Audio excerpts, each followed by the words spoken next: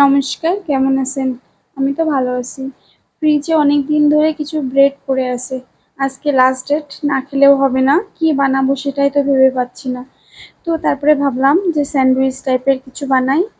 যদিও স্যান্ডউইচ না, তারপরেও যা হোক আরকি। তো ১ম এই যে একটা ডিমের ভিতরে পেঁয়াজ কুচি, কাঁচামরিচ, গাজর সবগুলো দিয়ে ভালোভাবে একটু লবণ দিয়ে ভালোভাবে ফেটিয়ে ডিমটা ভেজে নিলাম। তারপরে সসপ্যানে ব্রেডগুলো এপিঠ-ওপিঠ লাল লাল করে ভেজে নিচ্ছি। এই নাস্তাটা প্রায় বাসায় বানিয়ে খাওয়া হয়। এখন মানে ব্রেড আনলে আরকি বাসায় থাকলে ব্রেড কিছু ভেজে খাই চা দিয়ে, চা বা কফি দিয়ে, আর বাদবাকিগুলো এরকম ফাঁকিবাজি স্যান্ডউইচ বানানো হয়। তো এই যে ১ম এ ব্রেডটা নিয়ে নিলাম, তার উপরে ডিমটা ৩ টুকরো করে নিছি। নিয়ে ডিমটা দিয়ে দিলাম। তার উপরে খিরাই, টমেটো থাকলে টমেটো দিই, আজকে টমেটো ছিল না। তো একটু সস দিয়ে দিছি।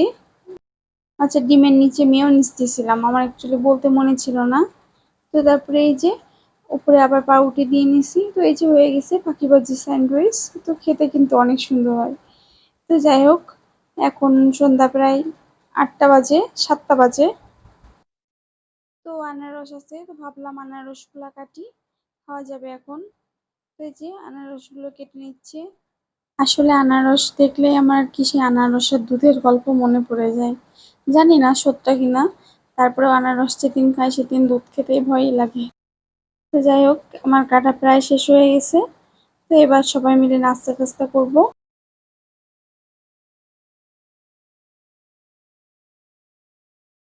এখন প্রায় রাত ৯টা মতো বাজে। আমি চলে আসলাম, এগুলো সন্ধ্যার রান্না। এখন চলে আসলাম একটু কফি বানাতে।